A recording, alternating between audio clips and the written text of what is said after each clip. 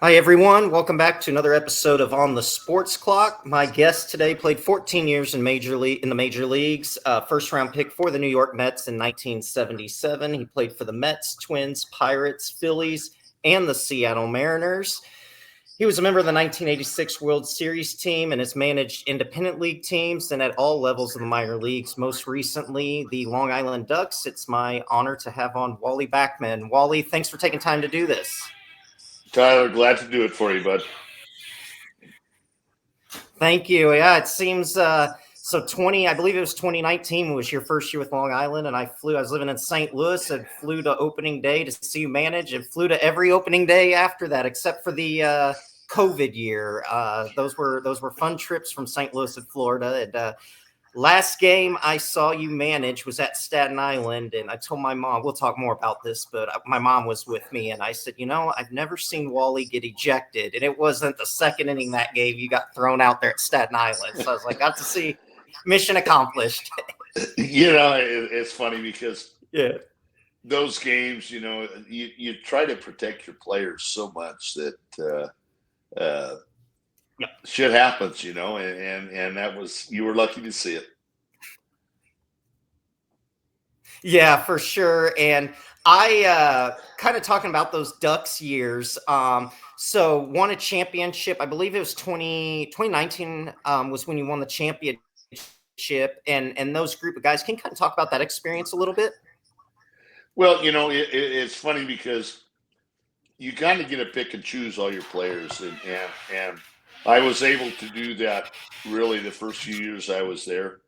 I had help from the general manager, Mike Pfaff. Mm-hmm. Um, uh, but as you see and you look back at some of those names, Daniel Murphy, Ruben Tejada, I had some really good former major league players who were trying to make comebacks, and I really enjoyed trying to help the player get a second opportunity to go back to the big leagues or go back to affiliated baseball. And that was really the times that I managed in independent baseball.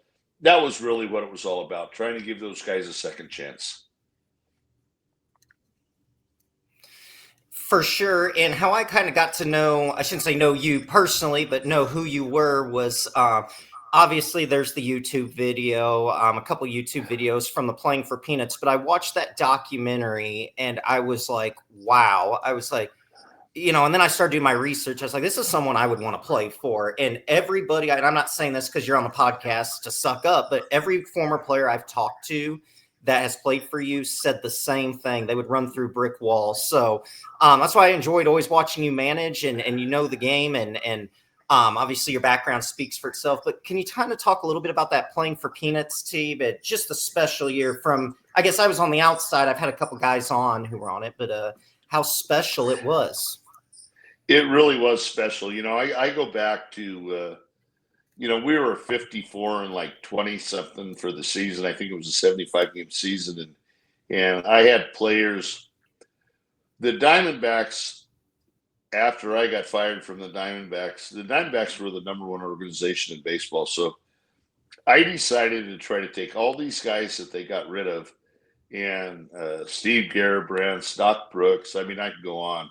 Zarang, lots of guys that were high picks, and I took these guys under my wing. I can remember Doc Brooks calling me and saying, "Wally, I got released, and he had some issues, and I don't know if you got a spot for me." But I says, "Doc, I'll make a spot for you," and I did. And the story goes on. It was a great season. We had a lot of fun.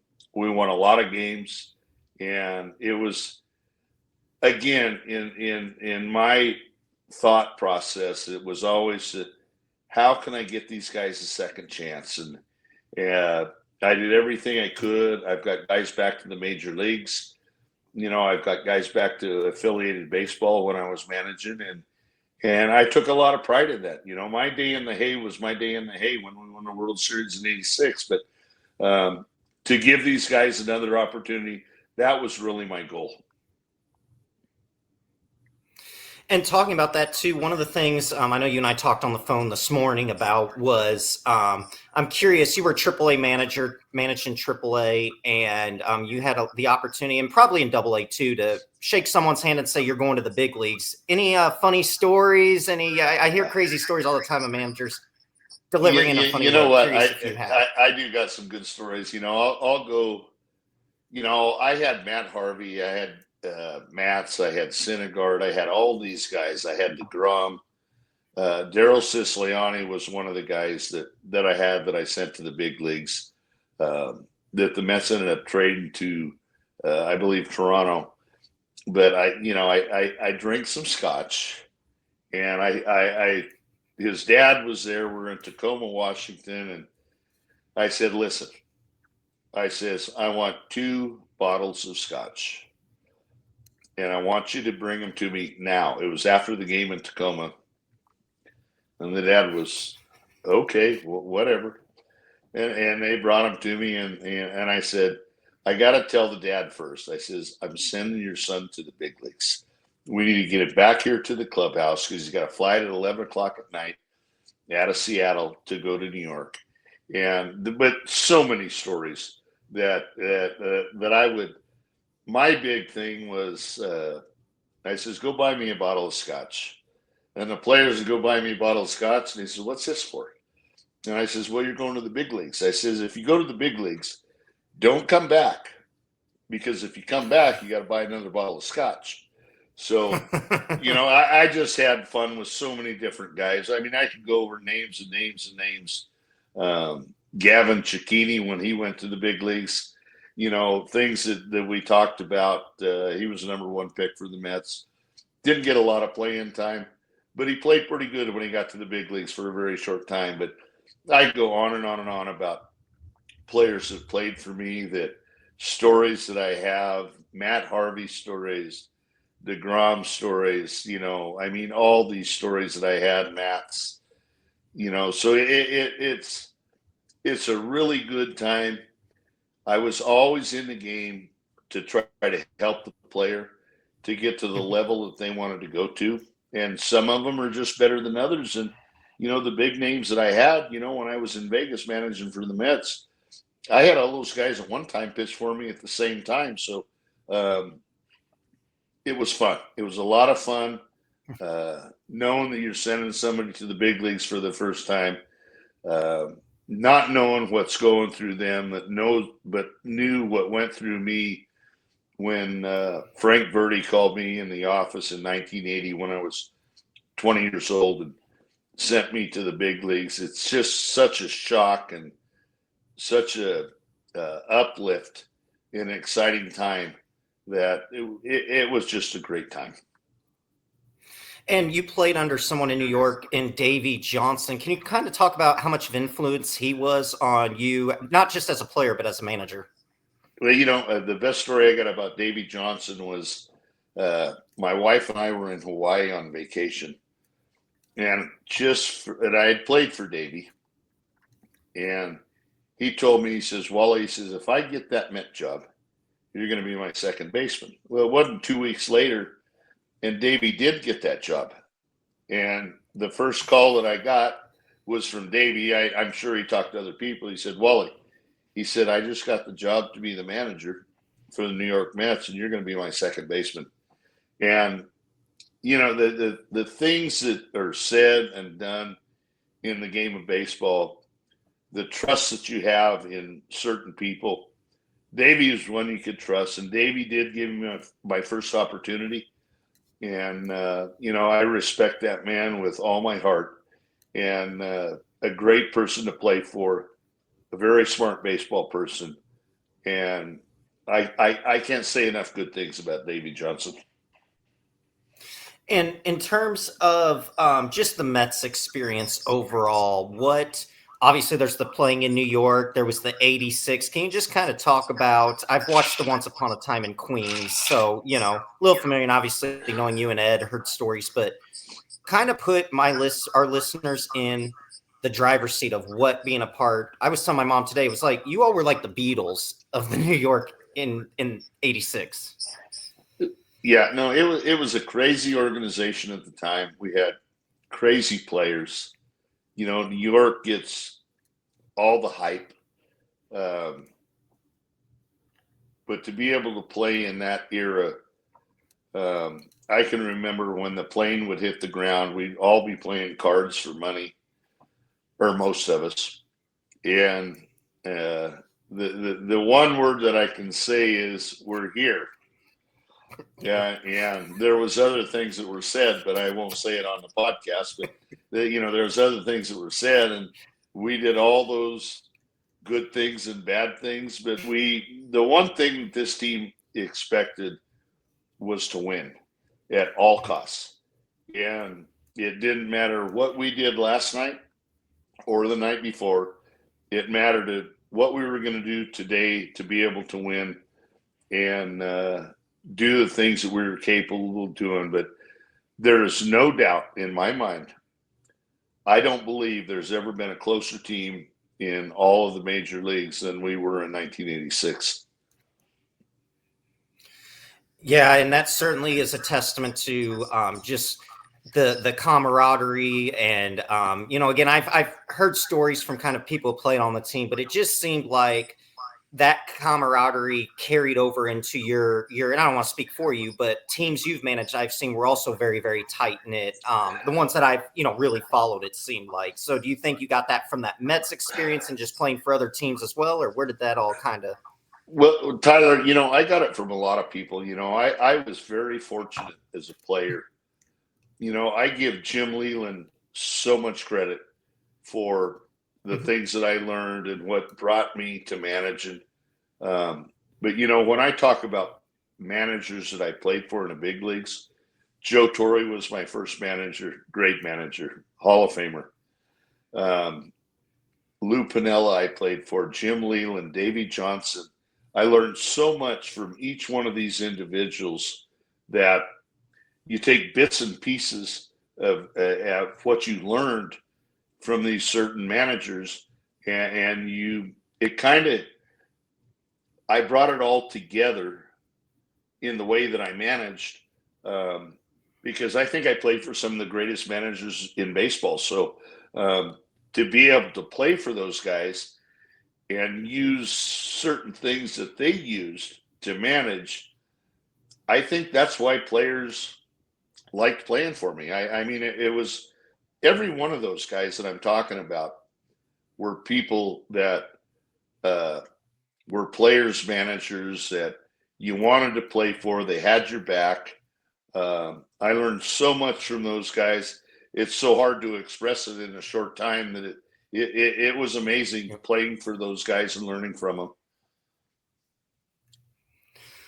Yeah, and talking to you about the Mets, one other story about the Mets I do want to bring up from that documentary, and the reason I'm asking is obviously Ed and I do a podcast, and Sure. you're on my podcast now. But he was saying a story. I believe you all got called up around the same time in 1980, correct? I thought you both made your debut at Dodger Stadium the same series. Am I mistaken or? We did, and that's a good story. Our plane was late. We got there. I think Eddie got called up a couple of days before me, and me, Mookie Wilson, and Hubie Brooks got called up together, and we met the team in Dodger Stadium. And I know a lot of people don't say good things about the Wilpons, but they actually flew my family out there, my mother and my father. Oh wow. And I didn't even know they were there. And we got to the stadium. It was late, no batting practice. I think I was able to go out and take infield, which they don't do anymore. But Joe Torre called me in the office and says, "You ready to play?" And I says, "Yeah, I'm ready to play." He says, "Well, you're playing tonight. You're hitting eighth and you're playing second base." And we were facing, I believe it was Bert Hooton, had that knuckle curve. And I'm 20 years old. The stadium's packed, 50 some thousand people in Dodger Stadium. And I got a base hit my first time up. The funny thing is, the first pitch the guy threw me was right down the middle. I couldn't swing. And I was so amazed at the opportunity and the time when it happened. I'm saying the wrong words, but I got a base hit my first time up. And when I scored a run, I looked over the dugout, and my mother and father were sitting there. That's special. That's awesome, and glad they got to be there to experience that. And one of the stories Ed brought up on the documentary was he said you both were, I think, rooming together at a hotel. It was somewhere out by LaGuardia Airport, and somebody jumped out of the window with the TV from the hotel. Yep, Were you that's a remember that fact. story? And It was called the Traders Inn. I think it was right across from the airport. It was a dump. And that's where they put us at that time. You know, they don't put players in places like that anymore. But you're right. We went to the hotel. They dropped us off, and it's like, what do we do now? You know, we met the team on the road. We don't know where to stay, and they had a hotel for us. Trader Vic's or Trader something it was, and yeah, that was the first thing we see. A guy jumping out the back window with the TV, and I said, "This is where we're staying." I'm from Oregon, for God's sakes. I'm not from New York. I didn't experience any of that shit in my lifetime, but I hadn't been west of the Mississippi until I signed with the Mets, so I didn't know any of that stuff. But it was an experience that I'll never forget. well, and talking about that too, I think about just go back to the Plague for Peanuts, and I don't want to talk bad about any of the six teams that were there, but I'm sure Bradenton, Florida, until they went on the road was fun. But yeah, no disrespect to any of my listeners who might be in these cities, but there were some places it seemed like there was nothing to do. No, there was. Hey, we were in some weird cities that year that I was with playing for Peanuts. You know, like I said, I took all those Diamondback players, and we basically kicked the shit out of that league. And Macon, Georgia, was who we played in the championship, who we beat, and there was some things that happened in that league. It was the first league. It was called the South Coast League. And there was things that happened in that league that you'd never seen before. I mean, from umpires, and you can Google it and see the things that I said to certain umpires. But, you know, it's funny. I got to change the story just a little bit. A lot of that stuff that happens on the field with umpires and stuff. I can remember I was managing an independent ball one year in I think it was 99 when we won the championship, and my wife was there, and we're playing in Reno, and Charlie Kerfeld was the manager. And the night before, I'm sitting with this one umpire, this gentleman, nice guy, and I can't remember his name, but we're sitting there having a beer at the bar and having a good time. And the next day, we get into an argument. The guy throws me out of the game. And it was an important game in that year. I mean, we still won that year, but it was an important game. And my wife was sitting in the front row, and she was like flabbergasted. She didn't know what was going on, because here we are arguing, screaming every word at each other that we could. And it was funny because the umpire, he turned and he just winked at my wife, and of course he threw me out of the game. But it's all part of baseball. It's about protecting your players, and those type of things, and those are the things that you have to do. But it was a good experience. I enjoyed it. I've been thrown out of so many games for so many reasons that I can't even remember why. Yeah, and one umpire, and I'll kind of go to my next subject, but one umpire you did, it seemed like, again, I was on the outside, but in talking to, I'm close with Butler Birdsong, you know, who's your bench coach there, great guy. And one guy he has a lot of respect for, and I know I don't want to speak for you, but it's looked like you had a great rapport with, was, I don't know his last name, but George, the umpire. And, you know, he made a couple questionable calls, but the way you handled it was so, you know, that part doesn't get shown all the time. And it's like, that's the part that people, I feel like, need to see, is where you were very, very, I mean, it seemed like George was just a down to earth guy. And I believe Bubber said he's back in Ohio now. I don't know if you still keep in touch with him, but. Yeah, no, I talk to a lot of them still. You know, I keep close contacts with a lot of people that I've been around in the game. But, you know, you can MF a guy and say whatever you want. You're still best friends tomorrow. That's the way baseball is supposed to be. because you're going to have disagreements, and umpires make mistakes. We all make mistakes. And you know, when an umpire makes a mistake, it's just larger scale, I guess, that you're going to say what you want to say and let them know what you think. But to say that all the things that people have heard and on YouTube or whatever it might be, it's really not that way.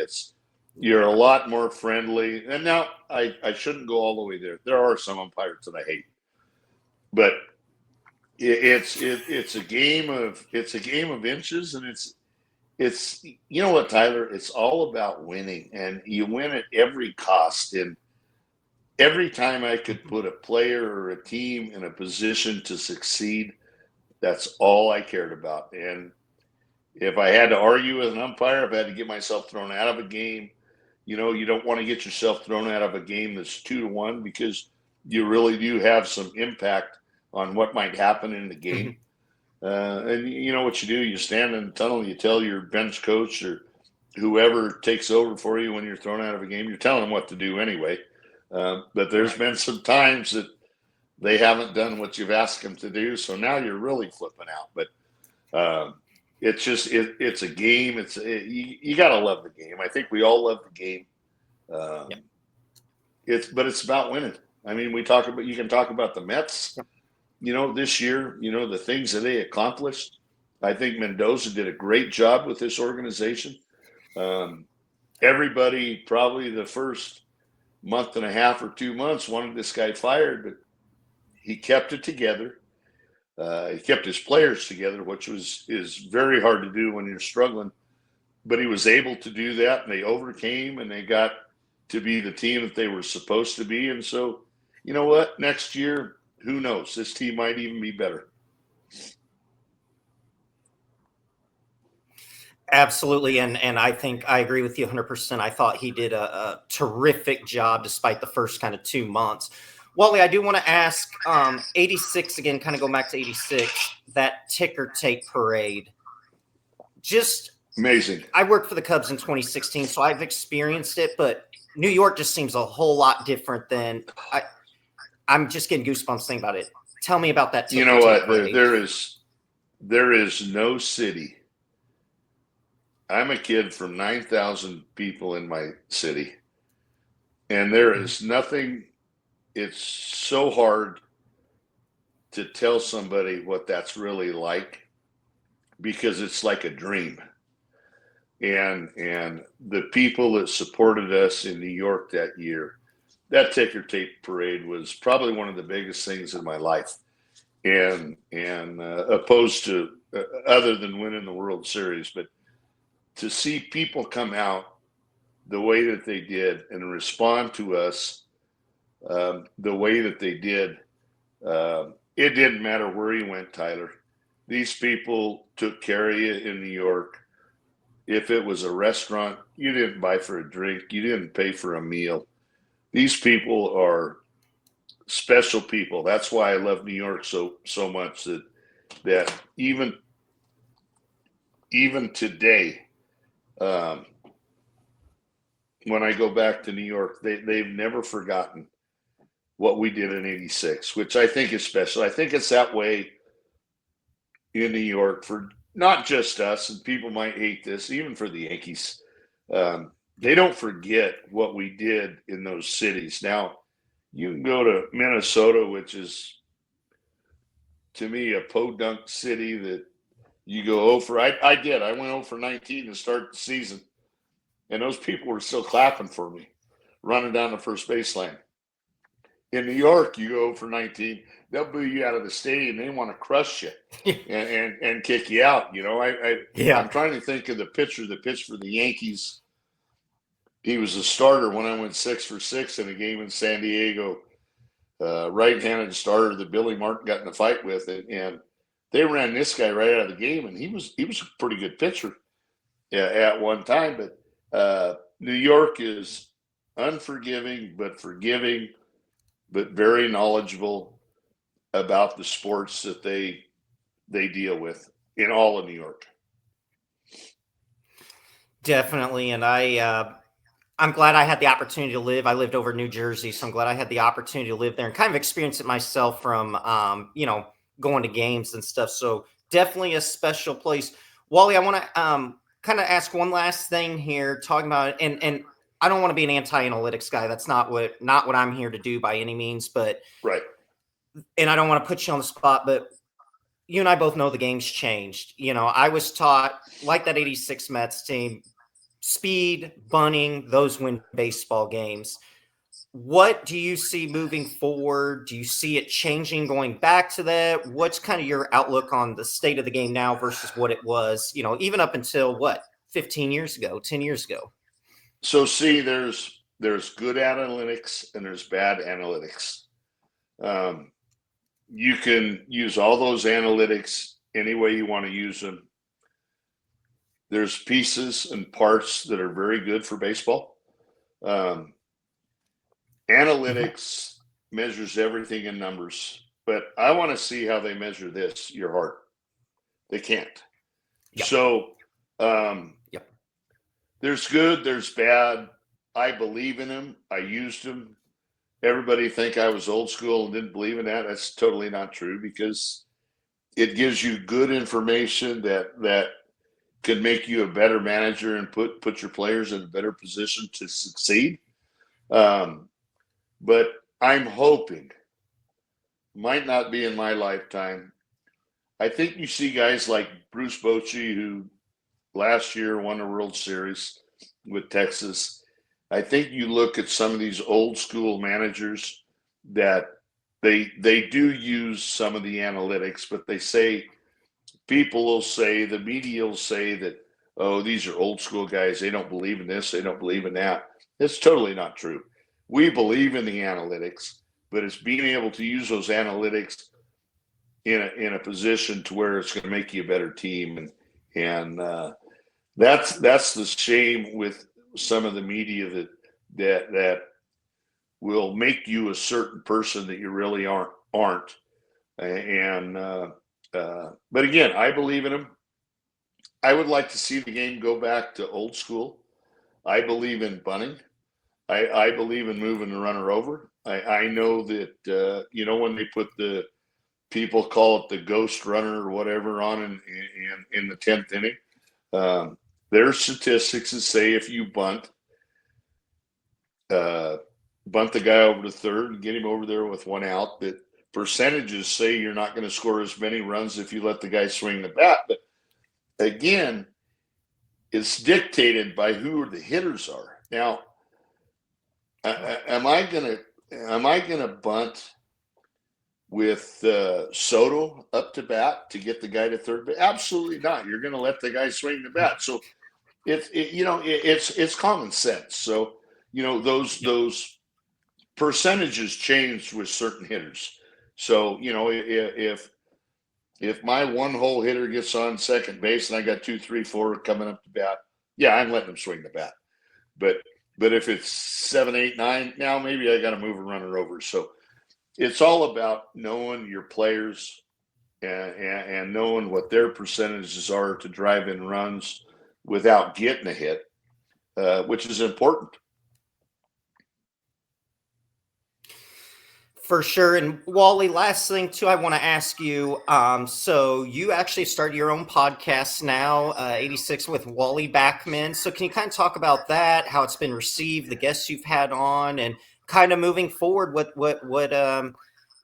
in store for Wally? I know you do some elk hunting, so it sounds like that's keeping you pretty busy as well. I just got back from elk hunting, but no, the podcast, so far we kind of shut it down for a little while. We did 8 weeks. I had great guests, Howard Johnson. I had Gary Cohen on, the head guy for TV for the Mets. I could go on and on and on. Hojo, Rafael Santana, lots of guys that were on there, mostly 86 guys, other than Gary Cohen. I was going to have Mike Rizzo on from the Nationals, GM, but every week I try to get somebody on that has a different look on life or look on baseball. And so far it went really good. We had some issues with some advertising. So we kind of stopped it. I want to continue it. I love talking to the people in New York. I thought we got so many good vibes from people in New York, so many questions. We always had a question thing where we would go over what questions that people would ask in New York, because mainly the podcast was about the Mets. And we did talk about the White Sox a lot because we wanted them to have the worst record ever in baseball, but that just didn't happen. Worst winning percentage, they didn't get it. The Mets, unfortunately, still have it. But yeah, it was a great podcast. I enjoyed it. I do it every week. I want to continue to do it. We're looking for new avenues. But the response that we got from people were huge. The ratings went up really fast. It's a lot of fun. Absolutely. And Wally, I really appreciate, obviously, just what you've done for the game of baseball, the Mets in particular, and just the players you've sent to the major. There are good people in baseball, and Ed as well, who fans like me genuinely appreciate that you're, an open book per se, but you're also, putting yourself out there and saying, talking about the game, which I feel is very important from people who have done great things in the game. So I just want to say thank you for that. Thanks, Tyler. It's fun to be able to try to help guys. I took this year off, and I actually coached my grandson, who is 9 years old. You talk about a treat from going to affiliated ball to a 9-year-old team. Oh my God, it was a nightmare, but it was fun. It was an experience, and to give back to the game is very important. For sure. Well, Wally, I really appreciate your time. Thank you so much, and I'll leave you with this: Go Mets, and look forward to continue to follow the podcast. Sounds good, Tyler. You take care, my friend. Let's go Mets. Thank you, sir. All right. Wally Backman.